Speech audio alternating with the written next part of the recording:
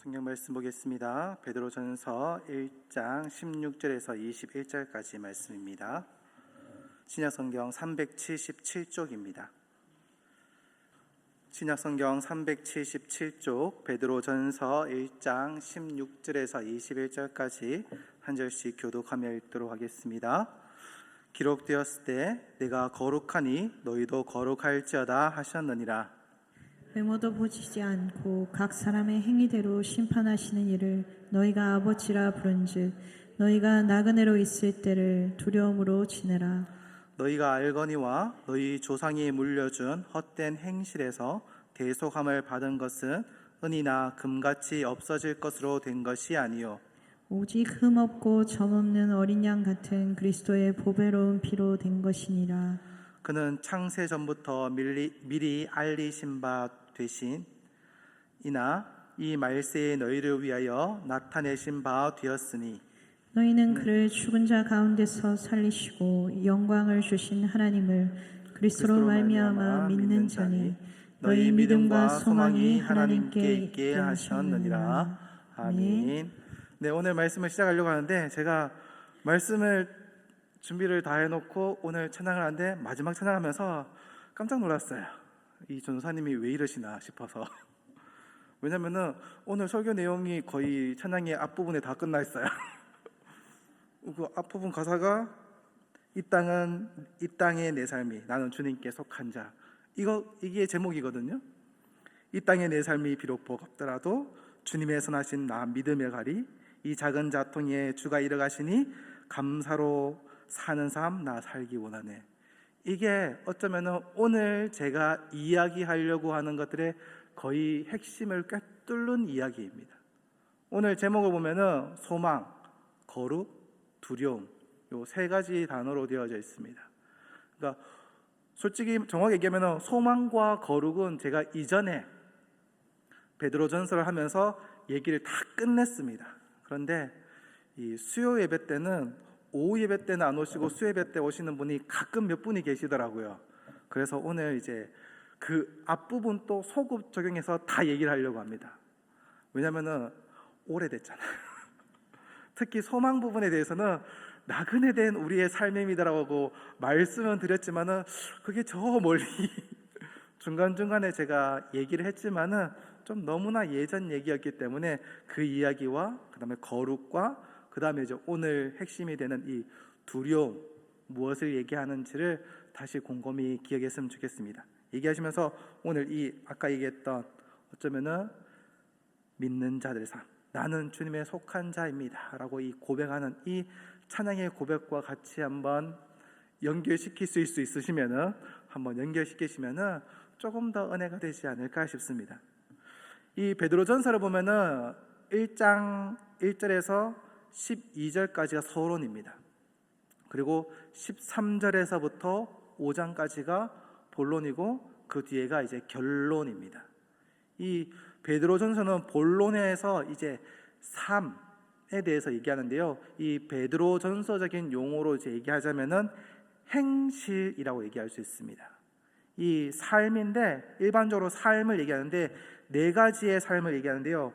거룩과 그다음에 선한 행실과 고난과 겸손, 이 네 가지를 이야기합니다.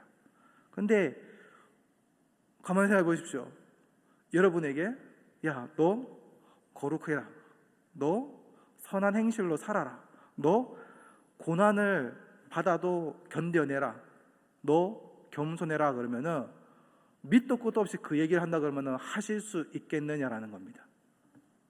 아무런 베이스도 없이, 아무런 밑반칙도 없이 우리에게 그 일들을 해내라라고 하면은 불가능할 겁니다. 지금 저희 아들이 이제 초등학교 2학년인데요. 저희 와이프가 열심히 수학도 가르치고 이것저것 열심히 가르치거든요.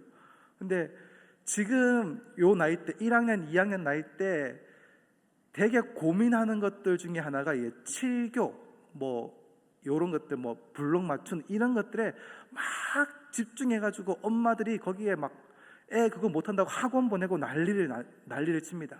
그런데요, 한 5학년, 6학년쯤 되면요, 칠교 거들떠도 안 봅니다. 왜요?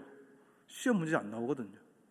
그러니까 도형에 대한 것들을 알기 위해서 그 베이스로 좀 깔고 있는 게 7교, 뭐 조각 맞추기 뭐 이런 것들을 하는 거지. 한 4학년, 5학년 이렇게 넘어가 버리면은 이거 7교, 뭐 조각 맞추기 이거 안 하고요. 다른 거 뭐 다른 것들 하거든요. 도형 다른 부분을 하거든요. 그런데 이 나이대의 엄마들은 뭐를 집중해요?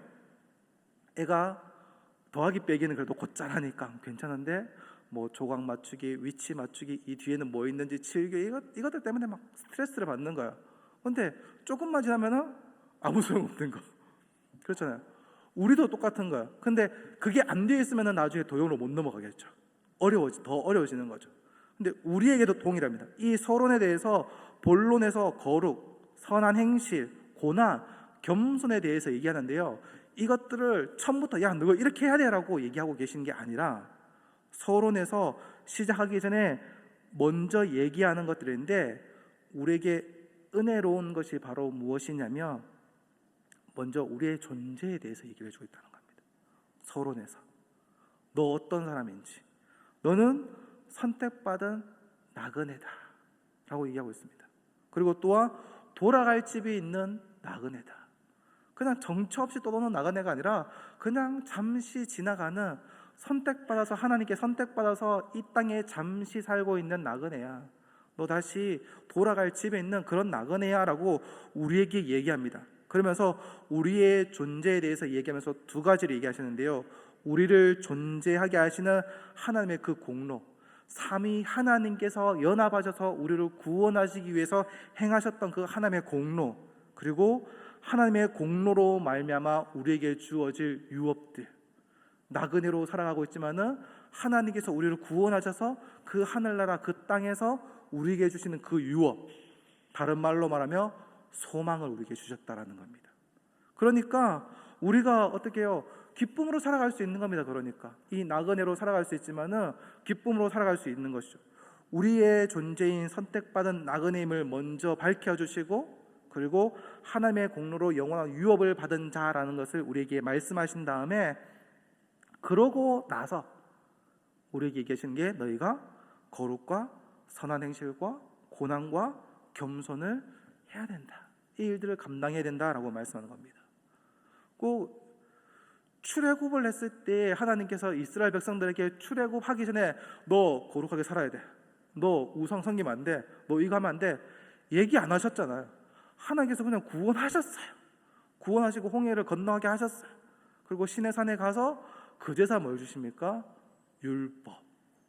그러니까 네가 이렇게 거룩하게 살아, 이렇게 거룩하게 살면은 내가 구원해 줄 게가 아니라 그냥 구원하신 다음에 야 너 이제 구원받았지? 그럼 구원받은 자로서 이렇게 살아야 돼 라고 말씀하신 거예요.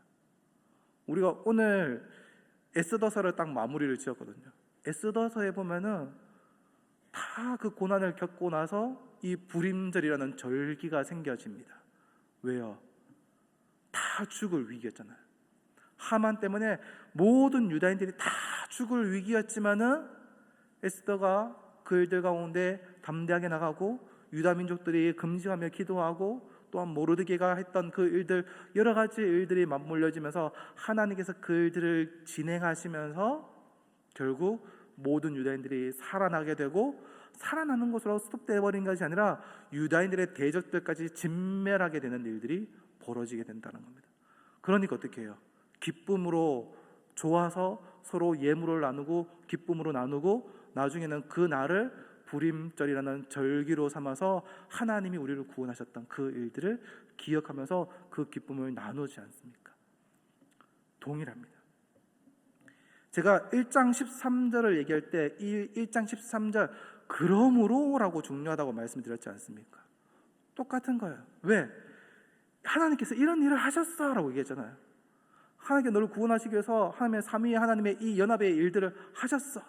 그 일들을 하셨기 때문에 그러므로 너희가 이 거룩한 삶, 이런 일들을 살아가라 라고 말씀하고 있지 않습니까? 우리가 또한 십계명 또 동일합니다.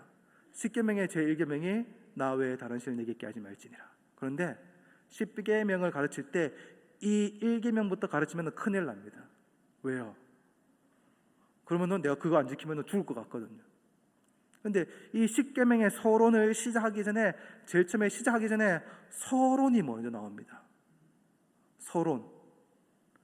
나는 너를 애굽 땅에 종되었던 집에서 인도하여낸 너의 하나님이다. 하나님이 어떤 분인지, 그리고 네가 어떤 자였다가 어떻게 구원받았는지를 먼저 이야기를 해주고 있는 거예요. 그러니까 그 구원의 감격이 있으니까, 그 기쁨이 있으니까 어떻게 해요? 하나님이 말씀하셨던 너는 나 외에 다른 신을 내게 있게 하지 말지니라부터 시작해서 십계명까지 말씀하셨을 때, 내가 그 종되었던 그 애굽에서 힘들었던 그 상황에서 나를 구원하셨던 하나님이시기 때문에 내가 그 일들을 기쁨으로 감당하겠습니다.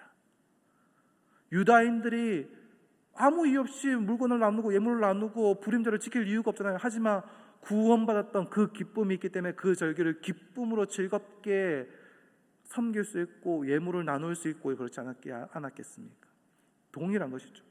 이 베드로 전서에서도 동일하게, 바울의 로마서에서도 동일하게, 그리고 여러 서신서에서도 동일하게 우리에게 너 이거 해 라고 명령하실 때도 있는데, 그 명령의 앞에는 항상 늘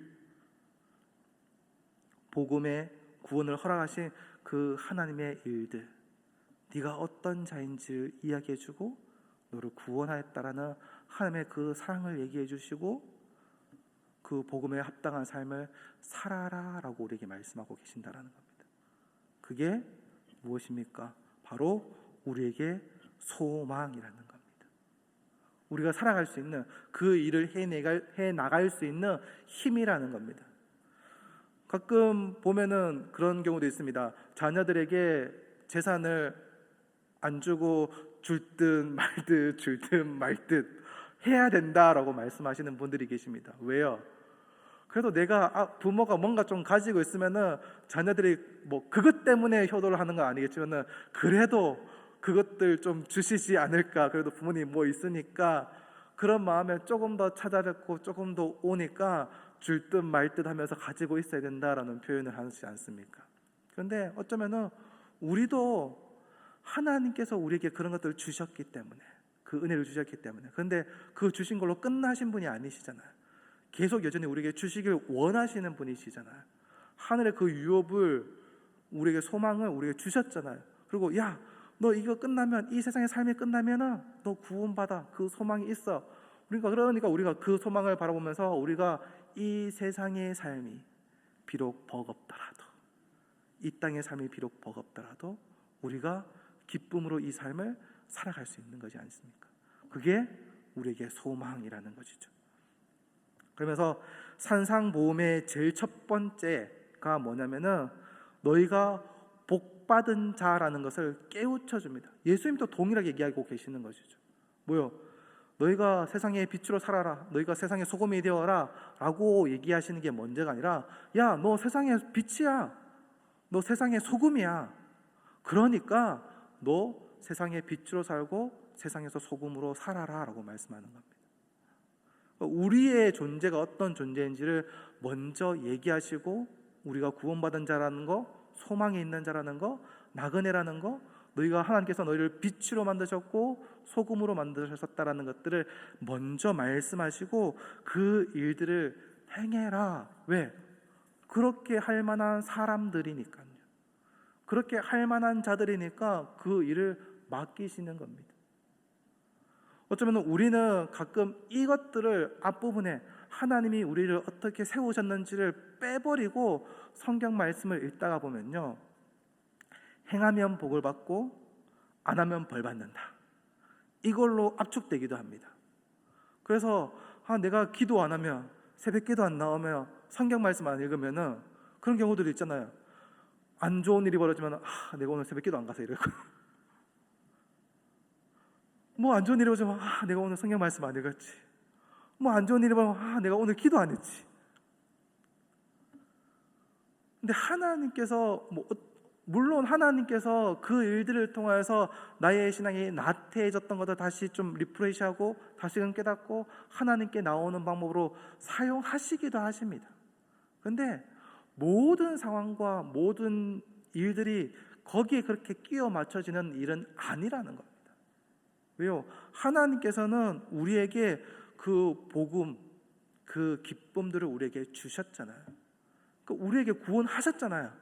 구원하셨으니까 그 기쁨으로 우리가 예물을 나누고 물건을 나누고 하나님의 일들을 기쁨으로 일들을 해나가는 자들이라는 것을 먼저 우리에게 말씀하고 계십니다. 그렇기 때문에 혹시나 여러분들이 내 삶이 조금 힘들고 피폐해진 것 같고 좀 내 삶이 좀 율법주의적으로 좀 지나간 것 같으면은 성경 말씀에서 뭘 해라 말하라 라는 것을 찾아보지 마시고 하나님께 나를 구원하시기 위해서 어떤 일을 하셨는지 그 말씀들을 한번 찬찬히 찾아보십시오. 예수님이 나를 구원하시기 위해서 어떤 일을 행하셨는지, 하나님께서 이 애굽 백성들을 구원하시기 위해서 누구를 준비하셨고 어떤 일을 행하셨고 어떤 일을 하셨는지를 찬찬히 한번 살펴보십시오. 그러면은 하나님께서 나에게 이런 구원을 주셨지라는 것을 기억할 수 있게 되는 겁니다. 우리가 생명책과 금양로를 적고 있지 않습니까? 혹시 안 적으시는 분이 계시면 사무실에 오시면은 한 박스 있습니다. 아직 많이 있습니다. 열심히 적으실 수 있습니다. 근데 여러분들께 꼭 적으라고 말씀드리고 싶은 이유는요, 거기에 거창한 거 적지 마십시오. 거창한 거 적으면요, 거창한 것들이 이루어져야 되니까 너무 오래 걸려요. 너무 오래 걸리면은 너무 힘들어요. 생명책과 금양로, 생명책이야 뭐 적어놓고 이름을 열심히 적는다지만은 금양로에 나의 기도 제목을 적을 때요, 그냥 지금 당장 조금 있다 이루어질 수 있는 거, 그런 거 적어두세요. 왜? 하나하나 적어놓고 넣다 보면요, 큰 거 아니잖아요. 하나님 오늘 계란이 없어요. 계란을 좀 싸게 사야 되는데 싸게 살 데가 없을까요? 하나님 좀 도와주세요. 진짜 쓸데없는 것 같은 기도 제목이잖아요. 근데 주부들한테는 되게 중요한 얘기잖아요. 그런 것도 적어두세요. 적어놓고요, 있다 보면은 그 일들이 이루어졌는 걸 보면 어떻게 돼요? 하나님께서 내 기도 들으시는구나 라는 게 생겨져요. 그러면은 좀 큼직하고 굵직한 기도 제목도 적어뒀지만은 그런 소소하고 잔잔한 기도 제목도 적어놓는 거예요. 남편이 오늘은 6시에 들어왔으면 좋겠습니다. 그런 거 별것 아니잖아요. 하나님 오늘 반찬 뭐 해야 될지 모르겠어요. 좀 누가 뚝딱 안 줘요? 이런 것도 적어두세요. 왜요?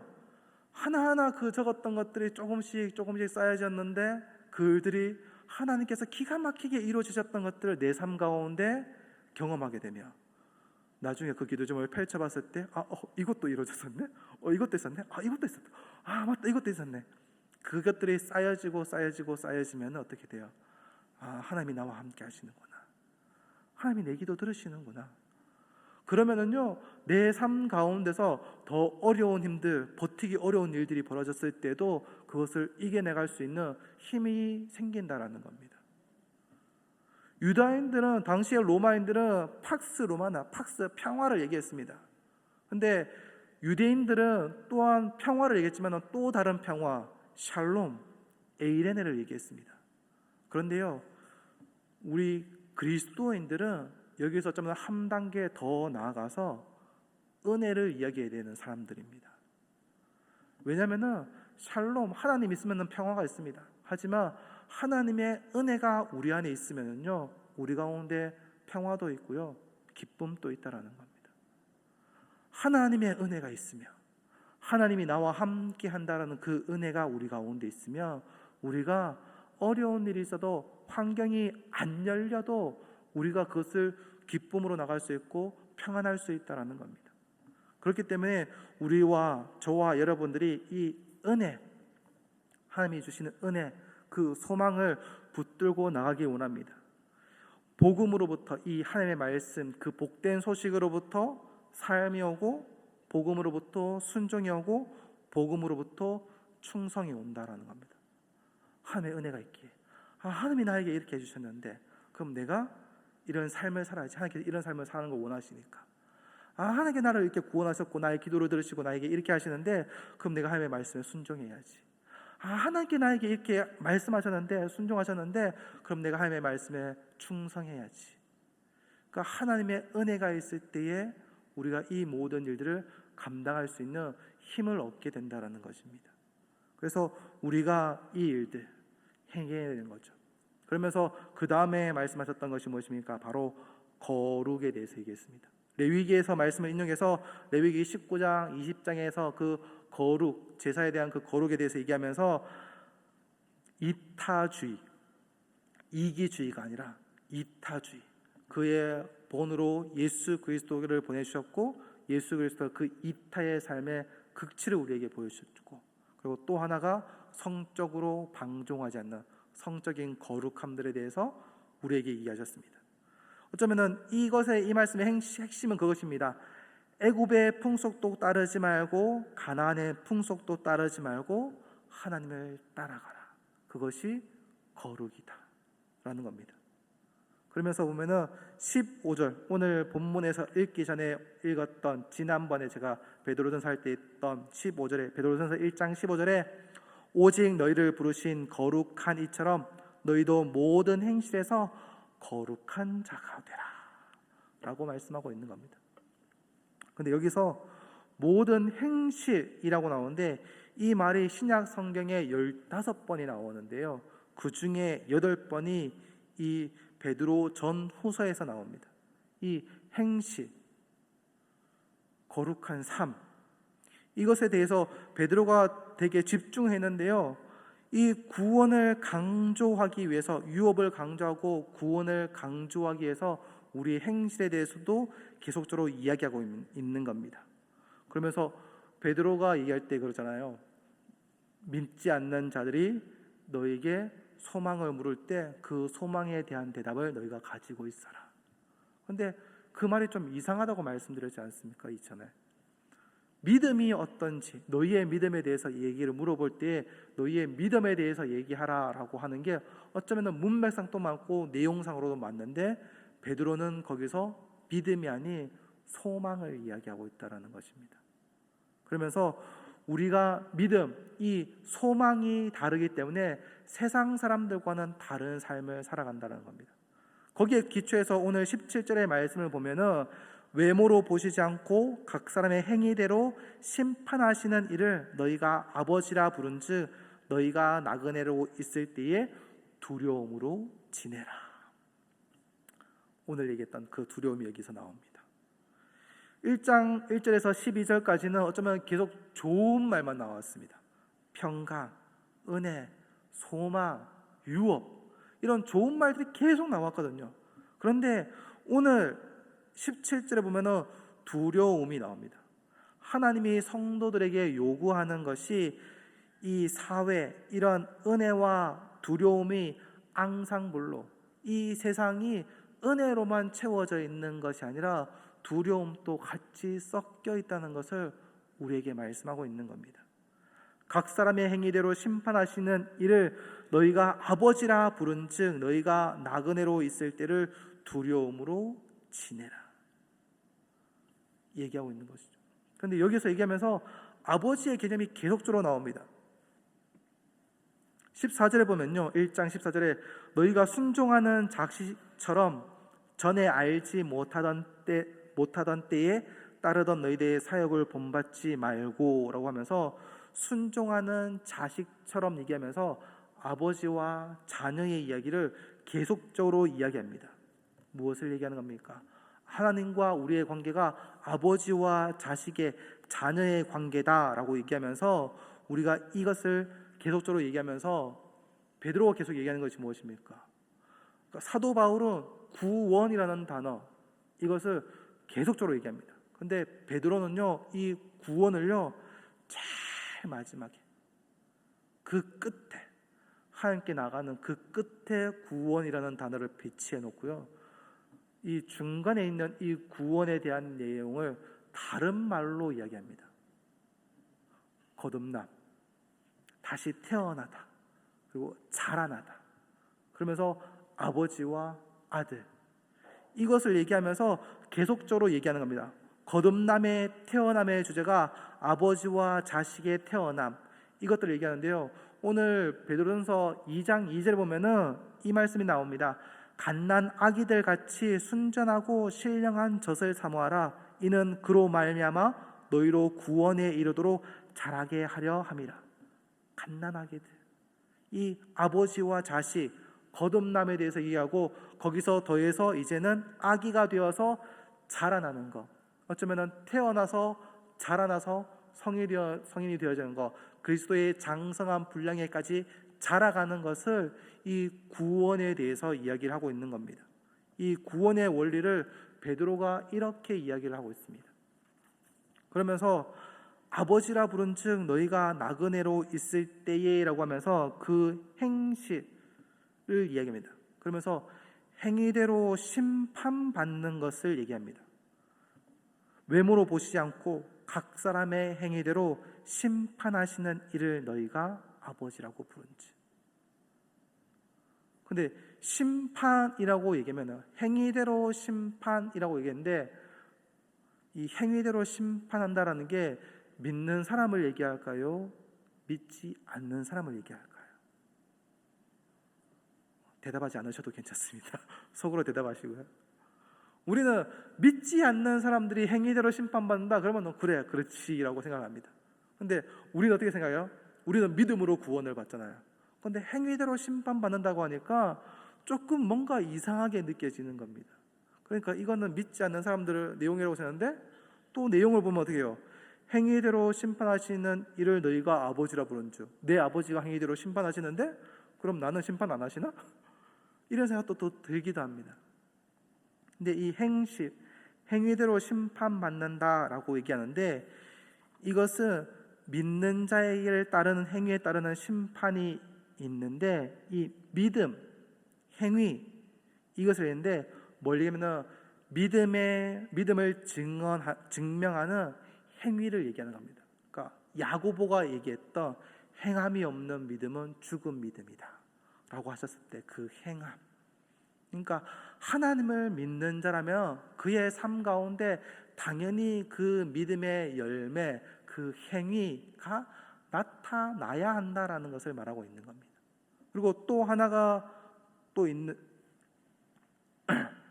그리고 또 하나는 신자의 행위, 우리에게 상 주시기 위한 심판이 있는데, 오늘 본문을 보면은 두려움으로 지내라라고 말씀하셨을 때 보면은 앞에 얘기했던 것, 일반적인 상황들, 주님을 믿지만 우리의 믿음은 행위함으로, 행동함으로 우리의 모습을 통해서 나타나야 한다.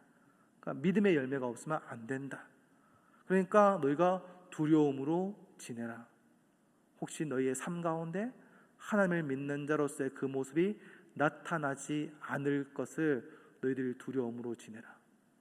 나 구원받았으니까 이제 끝났어, 이제 괜찮아, 나 구원받았으니까 다 됐어, 끝, 내 마음대로 살아도 돼, 이렇게 살면 안 된다는 것을 이야기하고 있는 겁니다. 이 예수님께서 제자들을 보고 뭐라고 말씀하셨냐 그러면은, 너희 하늘 아버지의 온전하신 것 같이 너희도 온전할지어다. 내가 거룩하니 너희도 거룩할지어다. 이 거룩함과 온전함,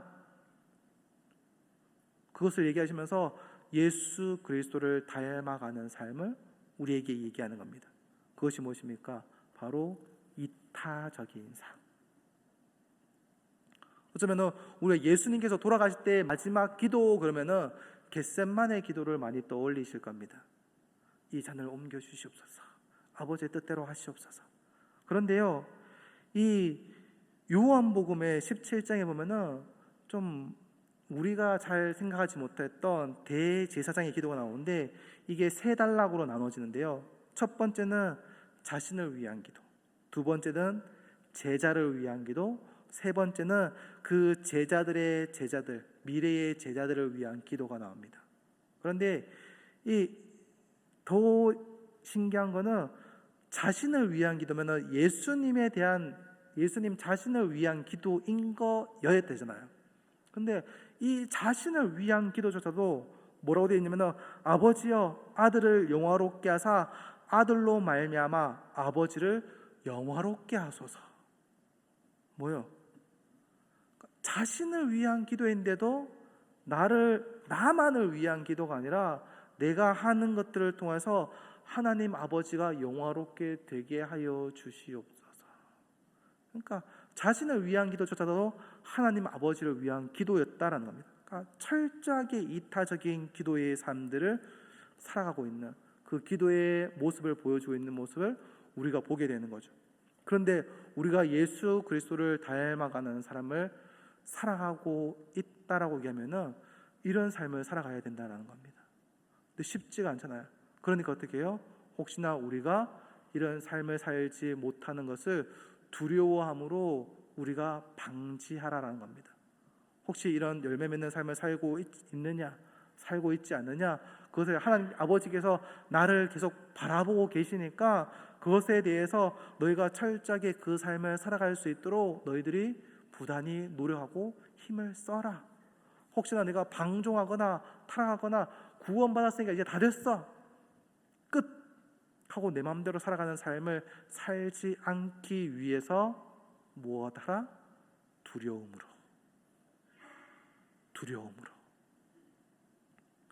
그래서 신자의 삶은 그러므로 사랑받는 자녀같이 너희는 하나님을 본받는 자가 되고, 여기서도 좀 그렇죠. 사랑받는 자녀같이. 그러니까 너희가 하나님을 본받아 이 삶을 무조건 살아. 너 안 해? 맞을래? 이게 아니고, 야, 너 사랑받는 자녀잖아. 너 사랑받잖아. 그러니까 어떻게 해요? 사랑받은 자녀가 나에게 사랑을 준 그 아버지를 바라보고 그 아버지와 가까이 지내고 아버지를 좋아하니까 그 아버지를 닮아가는 것처럼 어떻게 해요? 이 명령이 먼저가 아니라, 야, 너 하나님께 너 사랑하셔. 너 사랑받는 자녀야. 그러니까 내가 아버지를 사랑하니까 아버지가 좋으니까 아버지를 닮아가는 그 일들이 이루어져 가는 겁니다. 그러면서 두려움으로 지내라라고 말하는 이 지내라라는 이 말씀조차도 행동하라, 행하라라는 말씀으로 조금 더 강조하는 말로 되어져 있습니다.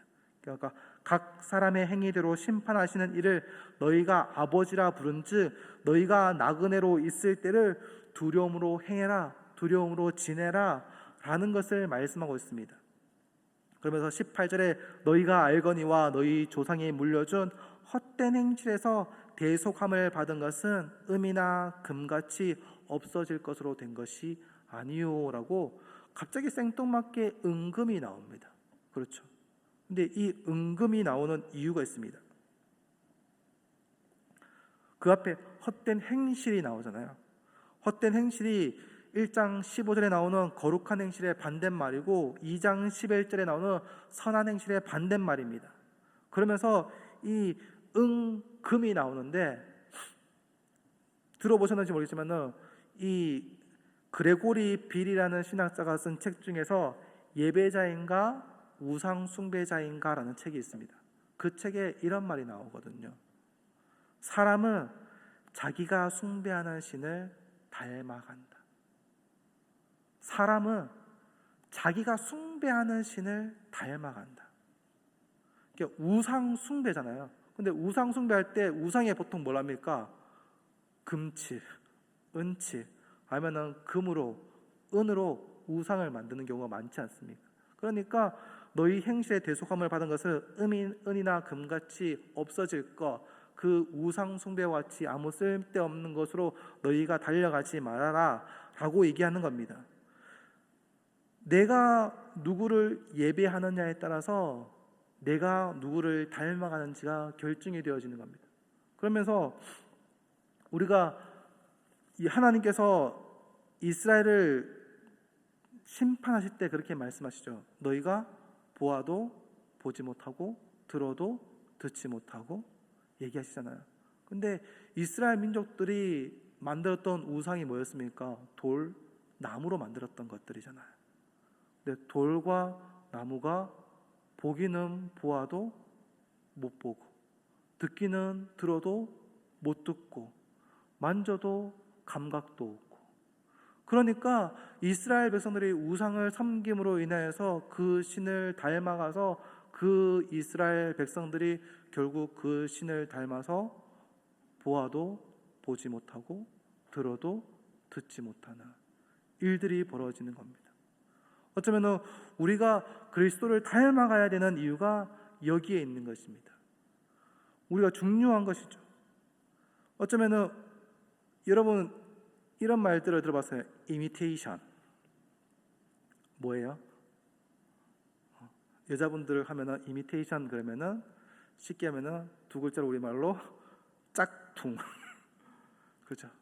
짝퉁, 닮아가는 거, 비슷한 거. 근데 짝퉁, 이미테이션이라고 얘기하는데 이 닮아가는 것의 극치가 뭡니까?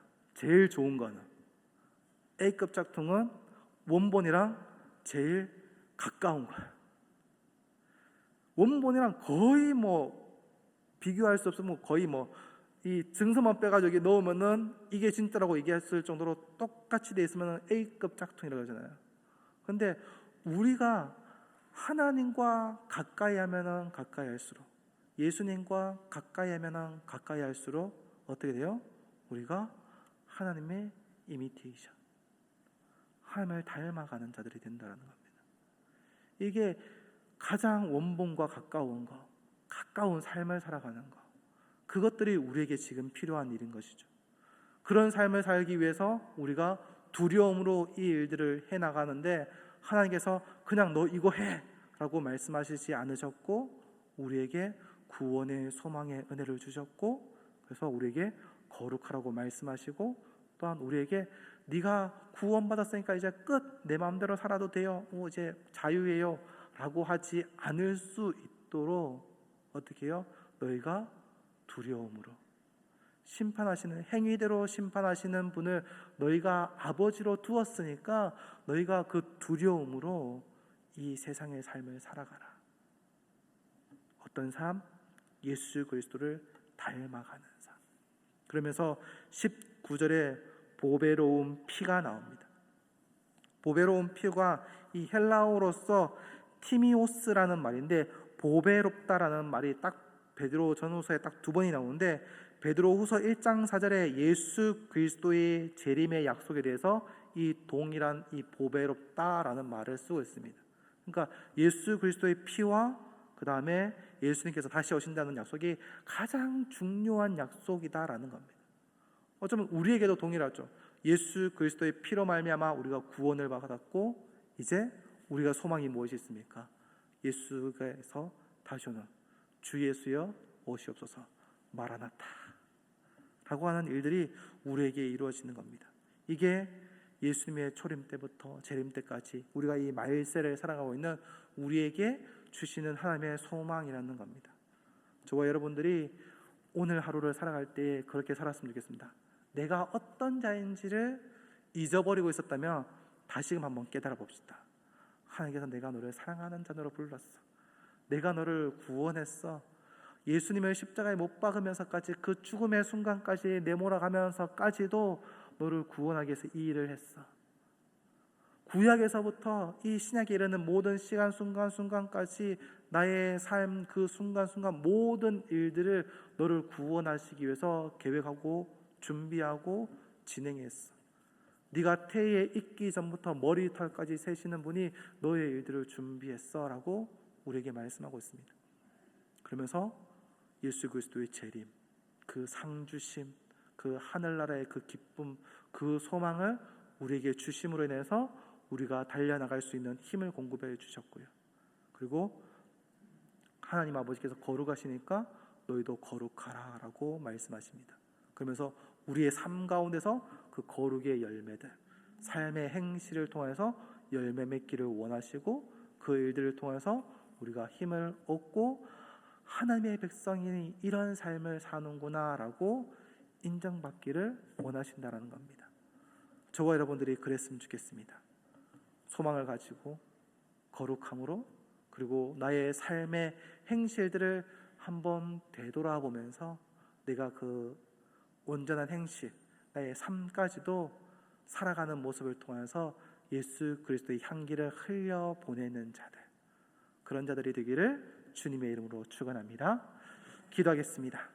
하나님 아버지 감사합니다. 우리의 삶을 인도하여 주셨고 우리를 붙들어 주셔서 감사합니다.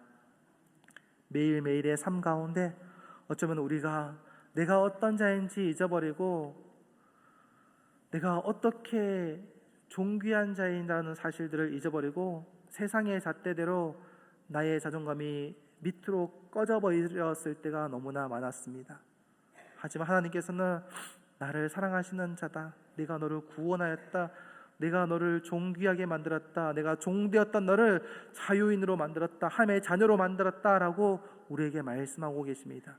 그러면서 우리에게 그 유업을 우리에게 주셨습니다.